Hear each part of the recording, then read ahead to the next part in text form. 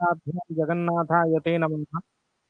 अच्युताय निर्गुणाय गुणात्मने समस्त जगदाधार मूर्तये ब्रह्मणे नमः। कक्षा में स्वागत है। 2 दिन, लगभग 3 दिन हो गया शायद कक्षा नहीं हुआ है। आज सूर्य सिद्धांत का कक्षा ले रहे हैं, कल आयु विचार का कक्षा लेंगे। आप लोग सूर्य सिद्धांत में जब त्रिप्रश्नाधिकार हम लोग पढ़ते हैं, उसमें एक प्रसंग आता है अष्ट अक्षर क्षेत्र की। वो सबसे प्रमुख विषय होता है गोल परिभाषा में। गोल परिभाषा में हम लोग जानते हैं, जब एक शंकु बनाते हैं और शंकु का छाया जितना है उसको पलभा कहा जाता है, और शंकु छाया के अग्रभाग से, शंकु अग्र से छाया अग्रभाग तक जो सूत्र बनाते हैं उसको कर्ण कहा जाता है। यह पलभा होगा तो यह जो होगा वो पलकर्ण होगा। शंकु, पलभा, पलकर्ण तीनों के द्वारा एक समकोणीय त्रिभुज, जिसको हम लोग अक्षर क्षेत्र कहते हैं, वह बनता है। अक्षर क्षेत्र मतलब अक्षीय क्षेत्र, अक्षांश युक्त क्षेत्र है।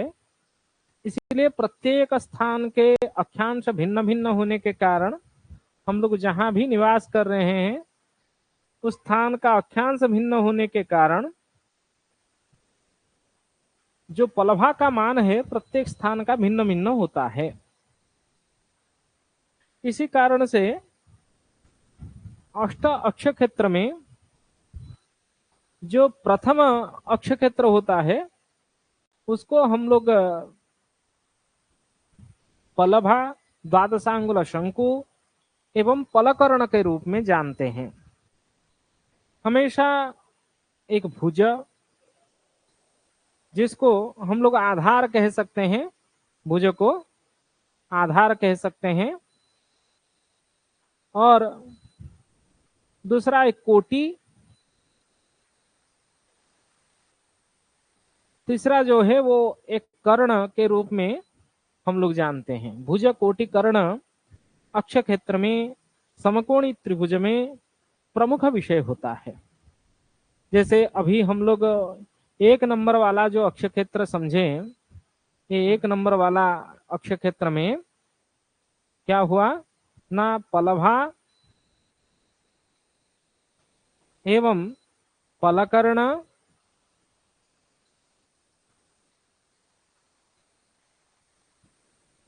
और द्वादशांगुल शंकु।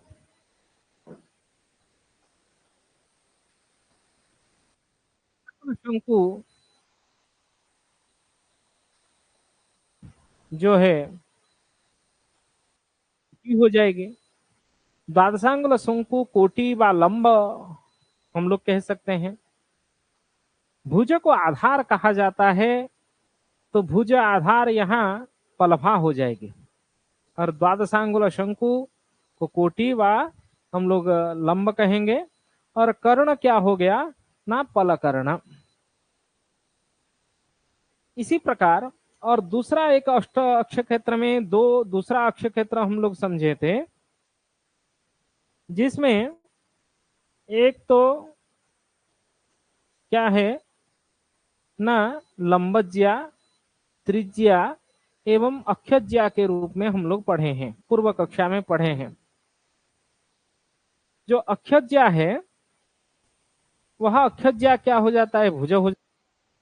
मेरा चित्र थोड़ा सा टेढ़ा मेढ़ा हो रहा है, आप लोग नोटबुक में अच्छे से सीधे से बनाइए। लंबज्या, लंबांश की ज्या लंबज्या है। सब लोग अक्षांश की परिभाषा सभी को पता होगा। अक्षांश किसको कहा जाता है ना, समस्थान ध्रुवस्थान यो हो अंतरम, समस्थान से ध्रुवस्थान की जो दूरी है उसको अक्षांश कहा जाता है। और एक अक्षांश हम लोग पढ़े हैं, क्या है अक्षांश की परिभाषा,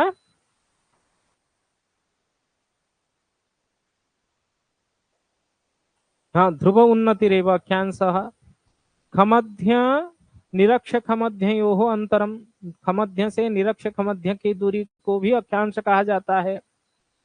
समस्थान ध्रुव स्थान के अंतर को अक्षांश कहा जाता है। तो अक्षांश की ज्या जो है वो अक्षज्या हो जाएगी और लंबांश की ज्या जो है वो लंबज्या हो जाएगी।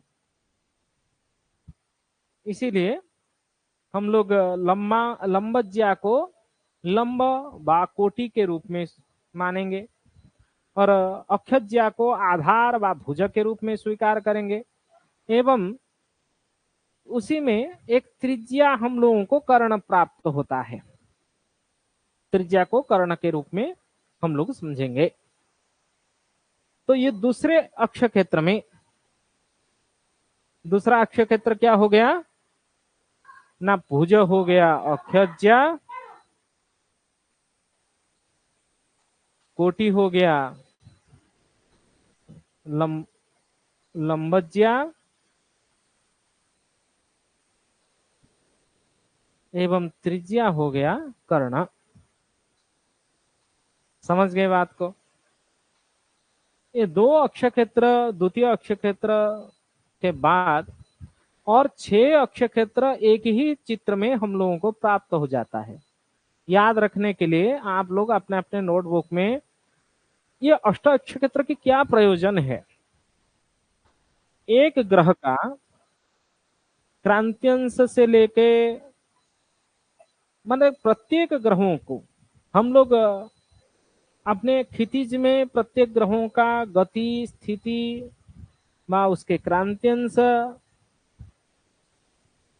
एवं उसके दिगंश, नतांश, उन्नतांश इत्यादि जानने के लिए हम लोगों को 8 अक्ष क्षेत्र की गणनात्मक जो खगोलीय चित्र का जानकारी हम लोगों को होना चाहिए।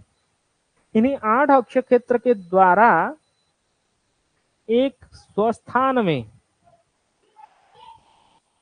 हम लोग प्रत्येक विषय को समझ सकते हैं।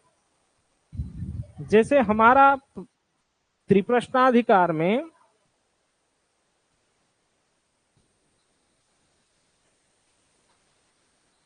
जो प्रश्न होता है वो 3 होते हैं।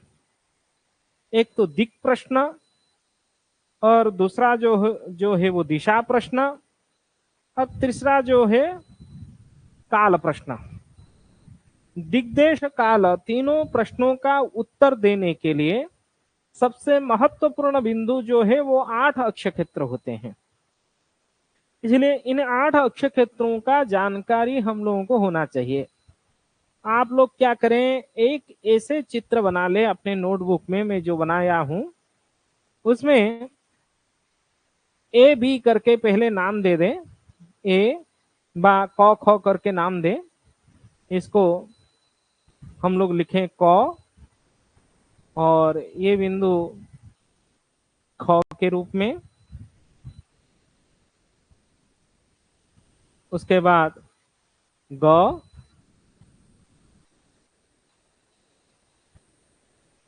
घ,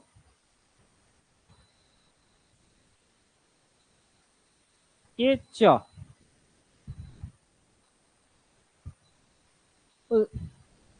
ये क से लेके ख तक ये संपूर्ण मान को आप लोग क्या कहिए ना, अग्रा के रूप में लिख लीजिए। ये अग्रा क्या है बाद में हम लोग चित्र में समझेंगे। अग्रा क्रांति, अग्रा हम लोगों को क्षितिज वृत्त में प्राप्त होता है, क्रांति हम लोगों को उन्मंडल वृत्त में प्राप्त होता है। अग्रा का परिभाषा एवं सचित्र अग्रा समझेंगे नेक्स्ट कक्षा में।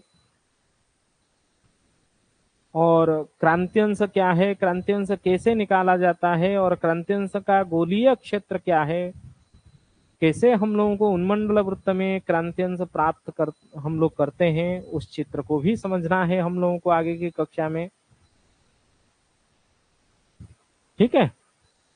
उसके बाद नेक्स्ट ये उन्मंडल शंकु, उ शंकु में लिखा हूं, इसका नाम आप लोग लिखिए उन्मंडल शंकु।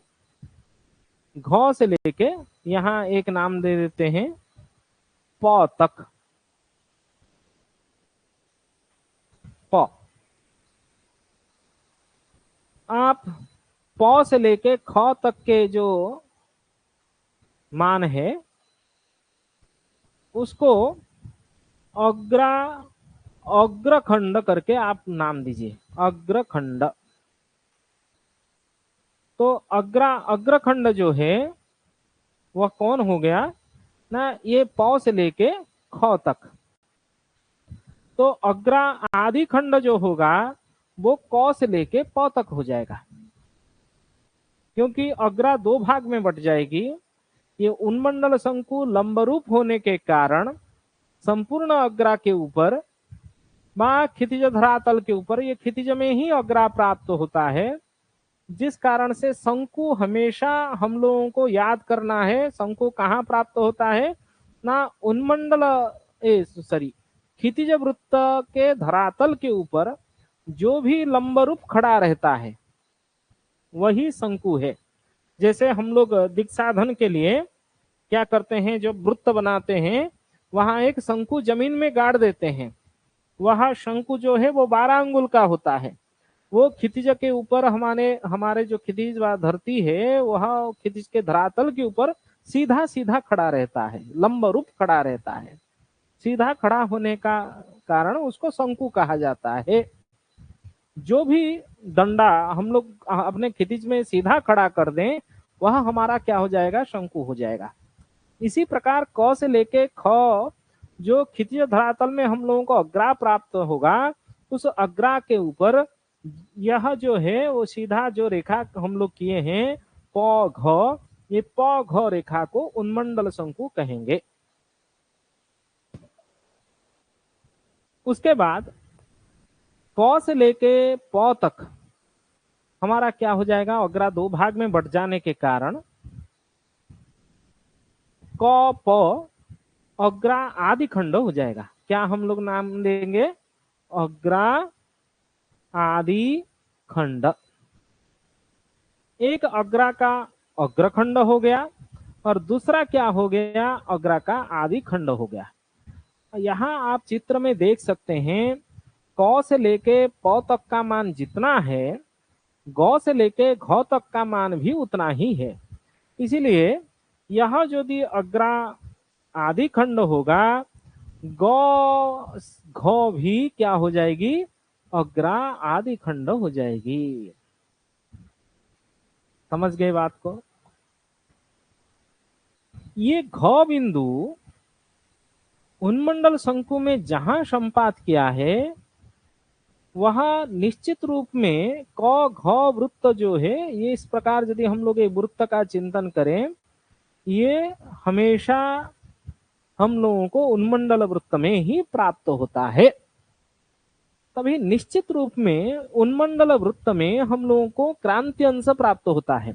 याद रखना है क घ क ख ये संपूर्ण जो अग्रा है, अग्रा हम लोगों को क्षितिज वृत्त में प्राप्त होता है, एवं क घ जो रेखा हम लोग बनाए हैं वह ज्या के रूप में हम लोग जो स्वीकार कर रहे हैं, यह उन्मंडल वृत्त में हम लोगों को प्राप्त होता है। तो उन्मंडल धरातल के ऊपर क्रांति एवं अग्रा हम लोगों को क्षितिज धरातल के ऊपर प्राप्त होता है, ये याद रखना है। परिभाषा अभी लिखा देता हूं, चित्र बाद में समझाऊंगा कैसे अग्रा प्राप्त होता है, कैसे अहोरात्र है, क्या अहोरात्र में चरखंड मान क्या है, किसको हम लोग कुज्या कहते हैं, और उन्मंडल शंकु का चित्र क्या है, वह सब बाद में हम लोग समझेंगे। लेकिन इतना हम लोगों को दिमाग में बैठाना है, याद रखना है, क्रांति और क्रांति का जो ज्या है, क्रांति ज्या, क्रांति ज्या, यह क्रांति ज्या हमेशा किस वृत्त में हम लोगों को प्राप्त होता है ना, उन्मंडल वृत्त में। उन्मंडल वृत्त के धरातल में हम लोगों को क्रांति ज्या प्राप्त होता है, और क्षितिज धरातल में हम लोगों को अग्रा प्राप्त होता है। क्षितिज धरातल के ऊपर जो भी लंब रूप खड़ा रहता है, उसको सीधा सीधा खड़ा रहता है, उसको शंकु कहते हैं। जब ग्रह इस घ बिंदु में उन्मंडल वृत्त में प्राप्त होगा तब उसमें जो सीधा लंब रूप खड़ा रहता है क्षितिज धरातल के ऊपर प घ रेखा, उस रेखा को उन्मंडल शंकु हम लोग कहेंगे। यदि प घ हम लोगों को उन्मंडल शंकु प्राप्त होगा तभी उन्मंडल एवं क्षितिज के अंतराल में जो रेखा प्राप्त होता है वह चरखंड होता है, और चरखंड का चाप का जो ज्या है वह कुज्या है। तो प से लेके ख तक ये जो रेखा है उसको आप लोग क्या नाम देंगे ना, कुज्या। तो परिभाषा क्या हो गया ना, उन्मंडल, क्योंकि ये उन्मंडल वृत्त में क्रांतिज्या प्राप्त होता है उन्मंडल वृत्त के धरातल के ऊपर, और क्षितिज धरातल में अग्रा प्राप्त होता है। इसीलिए अग्रा एवं क्रांतिज्या के अंतर में हम लोगों को क्या प्राप्त होगा ज्या रूप में ना, कुज्या प्राप्त होगा, चरखंड प्राप्त होगा, और एवं चरखंड का ज्या जो है वो कुज्या है। तो कुज्या, उन्मंडल शंकु, अग्रा, अग्रखंड, ये एक अक्ष क्षेत्र बन जाएगा। दूसरा आप लोग नजर दीजिए, ये चौ से लेके क तक, यदि यहाँ हम लोग जो अग्रा लिखे हैं यह अग्रा यदि क्षितिज धरातल होगा, इस क्षितिज धरातल के ऊपर यह भी क च रेखा जो होगा वो लंब सीधा खड़ा रहा है, लंब रेखा होगा। इस लंब रेखा को पूर्वापर वृत्त में ग्रह विद्यमान, ये च बिंदु में पूर्वापर वृत्त आप सोच लीजिए, समझ लीजिए, तभी ये समवृत्त भी होता है पूर्वापर वृत्त। इसलिए च बिंदु में जब ग्रह विद्यमान होगा, च बिंदु से क्षितिज धरातल के ऊपर जो लंब रूप च क रेखा होगा उसको हम लोग समशंकु कहेंगे। कौन सा शंकु कहेंगे ना, समशंकु कहेंगे।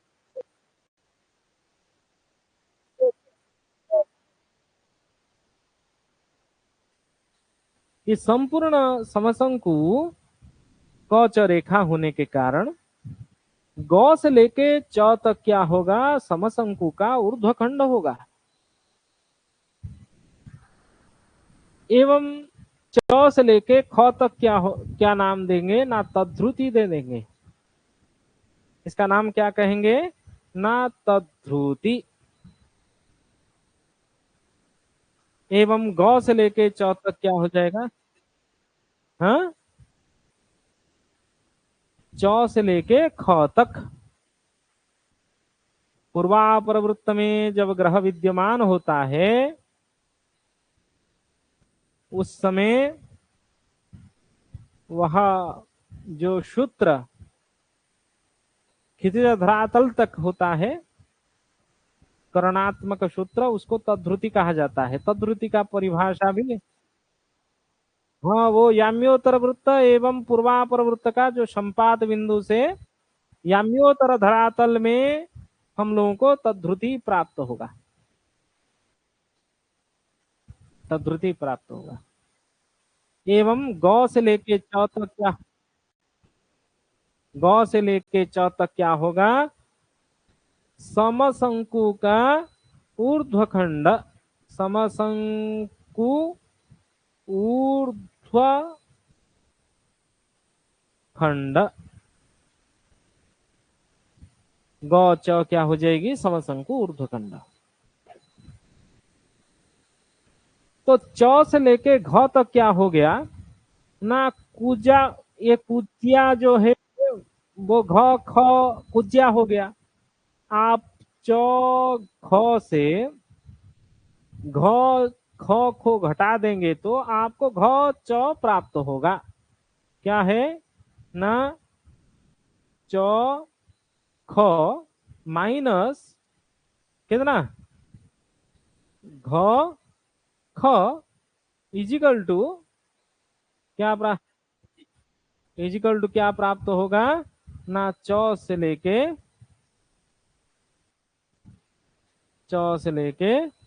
घ तक का मान प्राप्त होगा। ठीक है, तो च ख माइनस घ ख इज इक्वल टू च घ। च घ को आप कुज्या ऊन तद्ध्रुति कहेंगे। क्या कहेंगे? ना कुज्योन तद्ध्रुति। यदि यह भी कुज्य ऊन तद्ध्रुति हो गया, तभी आप चित्र में भी इस जो रेखा को भी ऐसे करके मैं इसको ऐसे घुमा भी सकते हैं, घुमा के ये हो गया कुज्य ऊन तद्ध्रुति। ये हो गया समशंकु ऊर्ध्वखंड। ठीक है, ये हो गया क्रांति। हाँ, ये एक व्हाइट बोर्ड है। ठीक है, तो कुज्योन तद्ध्रुति, समशंकु ऊर्ध्वखंड, अग्रादिखंड, क्रांतिज्या, यह भी अग्रादिखंड है। संपूर्ण क से लेके ख तक क्या हो गया? अग्रखंड, उन्मंडल शंकु, कुज्या। इसमें 6 अक्ष क्षेत्र हम लोगों को प्राप्त होगा। पहला एक अक्ष क्षेत्र को आप लोग चिंतन कीजिए। च से लेके क तक क्या हो गया? क्या है? ये समशंकु। जहां समशंकु लंब होगा, एक बार ध्यान से देखिए, च क समशंकु जहां लंब है, लंब मतलब कोटि है, क ख आधार हो जाएगी जो अग्रा भुज, एवं च ख तद्ध्रुति हो जाएगी कर्ण। ये च ख तो पूरा तद्ध्रुति है ना, तो समशंकु कोटि अग्राभुज एवं तद्ध्रुति कर्ण होगा। आप यहां लिखना चालू कीजिए। हम लोग 2 अक्ष क्षेत्र पहले समझे, उसके बाद दूसरा जो है आप क्या लिख सकते हैं? अग्राभुज, भुज के स्थान में इसको बोल्ड कर देता हूं, भुज कोटि कर्ण। तो अग्रा क्या हो गया? भुज हो गया। अग्रा जहां भुज हो गया, वहां समशंकु क्या हो जाएगी? समशंकु क्या हो जाएगी? कोटि हो जाएगी। और कर्ण क्या हो जाएगा? ना तद्ध्रुति। ठीक है, इसी प्रकार यदि ये छोटा सा आप चित्र देखेंगे, घ प ख, इस चित्र में पूरा लिखा हुआ है। ये घ प क्या हो गया? उन्मंडल शंकु क्या हो जाएगा? लंब। लंब, लंब मतलब कोटि।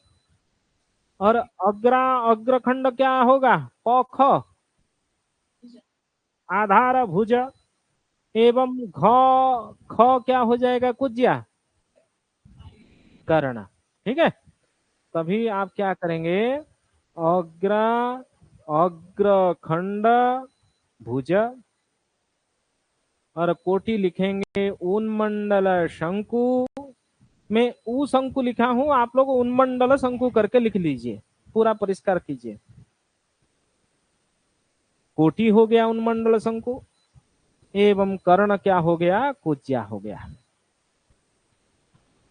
और एक क्षेत्र देखिए, घ ख क बा क घ ख, ये एक आपको चित्र दिख रहा है, समकोणी त्रिभुज बा अक्ष क्षेत्र आप लोगों को दिख रहा है, जिसको जातीय त्रिभुज भी कहा जाता है। अंशुल तुम तो समझे हो, लेकिन बाकी लोगों को समझ में आना चाहिए। सभी को समझ में आ रहा है ना? किसी को जहां डाउट हो रहा है पूछ सकते हैं। परिभाषा एक एक करके लिखवाऊंगा, इसे नहीं छोड़ दूंगा। और मेरे गोल परिभाषा वीडियो में भी पूरा बताया गया है बकायदा, उसके बाद भी फिर से दोबारा समझाऊंगा, ऐसे कुछ नहीं है परेशानी। लेकिन ये देखिए, क घ क्रांतिज्या, घ ख पूज्या, क ख अग्रा। अग्रा आपको कर्ण दिख रहा होगा, और क ख जो क्रांति दिख रहा होगा, आप इसको कोटि कह सकते हैं। एवं घ क कुज्या आपको आधार के रूप में दिख रहा होगा, आधार को भुज कहते हैं। ठीक है, तभी क्या हो गया, कुज्या हो गया भुज, एवं क्या हो गया, क्रांतिज्या कोटि हो गया, एवं अग्र हो गया कर्ण। ठीक है, ये एक अक्षय क्षेत्र हो गया। उसके बाद दूसरा आप चित्र देखिए, क घ प, ये एक आपको चित्र दिख रहा होगा। ये क प आपको आधार के रूप में दिख रहा होगा, और घ प लंब रूप है, शंकु इसको कहेंगे। एवं शंकु, उन्मंडल शंकु क्या हो जाएगा, कोटि हो जाएगा। अग्र आदि खंड भुज हो जाएगा।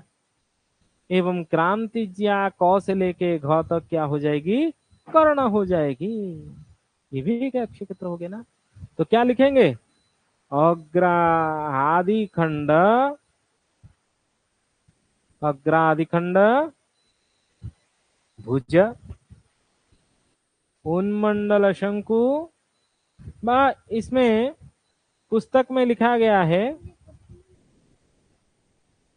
उन्मंडल शंकु को भुज आधार कहा गया है, उन्मंडल शंकु आधार है। ऐसे कर लीजिए, उल्टा दीजिए, उन्मंडल शंकु, शंकु क्या हो गया, आधार हो गया। एवं जहां उन्मंडल शंकु आधार हो गया, वहां अग्रादि खंड क्या हो गया, कोटि। एवं क्रांतिज्या हो गया क्या, कर्ण। हो गया चित्र में, समझ में आ रहा है। उसके बाद और एक क्षेत्र देखिए, क घ च, ये आपको चित्र दिख रहा है। च घ क, ये जो आपको चित्र दिख रहा है, इसमें ध्यान पूर्वक देखिए। बोरिंग लग रहा होगा बाकी जो फलित ज्योतिष पढ़ने वाले लोग हैं, लेकिन उसको ध्यान पूर्वक देखना है। ये अक्षय क्षेत्र सबसे महत्वपूर्ण बिंदु है, इसको समझना है। क्रांतिज्या पूज्य ऊन तद्धृति समशंकु, इन तीनों के द्वारा एक अक्षय क्षेत्र बन रहे हैं। ये आपको च घ जो कुज्य ऊन तद्धृति है, कुज्य ऊन तद्धृति क्या दिख रहा है, कोटि। क्रांतिज्या क्या दिख रहा है, कैसे, भुज आधार। और समशंकु क्या हो जाएगा, कर्ण हो जाएगा। तभी क्या लिखेंगे, क्रांतिज्या भुज, जहां क्रांतिज्या भुज होगा वहां कोटि कौन हो जाएगा,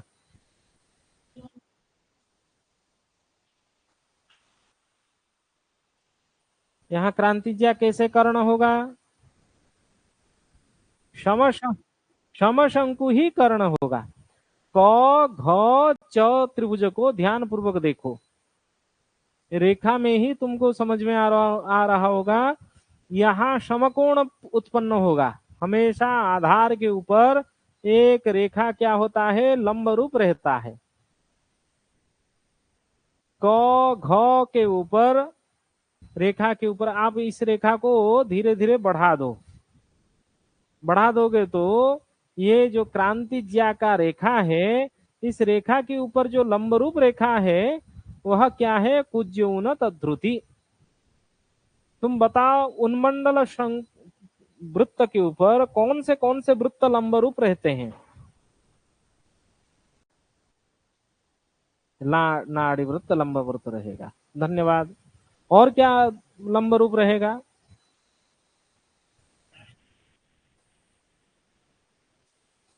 सभी अहोरात्र वृत्त जो है वो लंब रूप रहेंगे। नाड़ी वृत्त भी लंब रूप रहेगा और अहोरात्र वृत्त।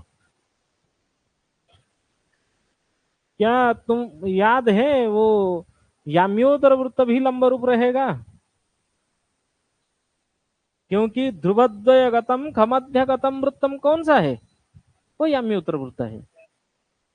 इसीलिए याम्योत्तर वृत्त भी किसके ऊपर लंब रूप रहेगा? उन्मंडल के ऊपर। और याम्योत्तर में ही तद्रुति प्राप्त होता है, और उसी याम्योत्तर में ही कुज्यऊन तद्रुति है। इसीलिए यह जो कुज्यऊन तद्रुति है, ये उन्मंडल वृत्त में ही क्रांतिज्या प्राप्त होने के कारण, उन्मंडल वृत्त में धरातल में ही क्रांतिज्या प्राप्त होता है। इसीलिए क्रांतिज्या के ऊपर हमेशा लंब रूप रेखा जो है वो कुज्यऊन तद्रुति होगा, क्योंकि यह याम्योत्तर धरातल में ही प्राप्त हो रहा है ना। समझ रहे हो बात को? यदि यह लंब हो गया, ये आधार हो गया, तभी समशंकु कभी भी लंब नहीं होगा, ये तो कर्ण हो जाएगी। क्योंकि यहाँ लंब से जो 90 डिग्री कोण उत्पन्न होगा, घ कोण, उस घ कोण का सम्मुखीन बाहु जो होता है वो कर्ण होता है। तो घ कोण का सम्मुखीन बाहु जो है वो समशंकु है। तो इसीलिए समशंकु ही क्या क्या हो जाएगा? वहां कर्ण होगा। समझा या नहीं समझा? उसके बाद भी कंफ्यूज हो?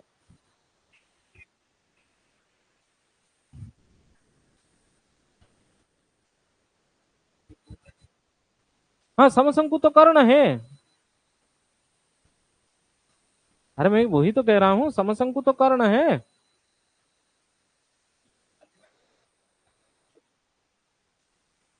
सम, हाँ। हम्म। ठीक है। चलो, कितने अक्षय क्षेत्र हो गया? एक पलभा, 12 द्वादशांगुल शंकु पलकर्ण। अक्षय क्षेत्र मतलब जातीय त्रिभुज, जिसको समकोणी त्रिभुज भी कहा जाता है। दूसरा हो गया अक्षज्या लंबज्या त्रिज्या। तीसरा हो गया अग्रा समशंकु तद्रुति। चौथा हो गया अग्रखंड उन्मंडल शंकु कुज्या। पांचवा हो गया कुज्या क्रांतिज्या अग्रा। छठा हो गया उन्मंडल शंकु अग्राधिखंड क्रांतिज्या। सातवां हो गया क्रांतिज्या कुज्योन तद्रुति समशंकु। और आठवां, 8 अक्षय क्षेत्र होते हैं। आठवां लास्ट जो अक्षय क्षेत्र है, आप देखिए यहाँ च ग घ त्रिभुज को ध्यान पूर्वक देखिए। च ग घ त्रिभुज में ग घ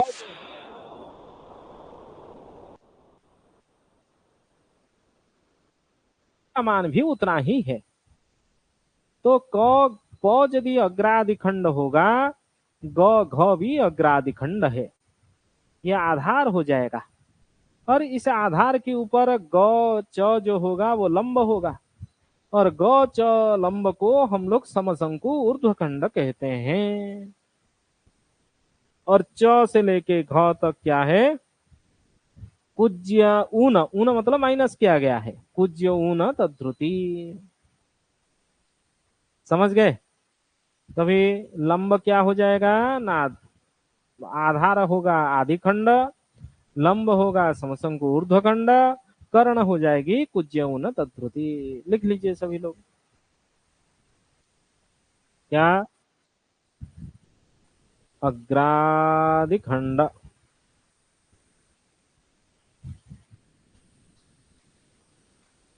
समशंकु ऊर्ध्व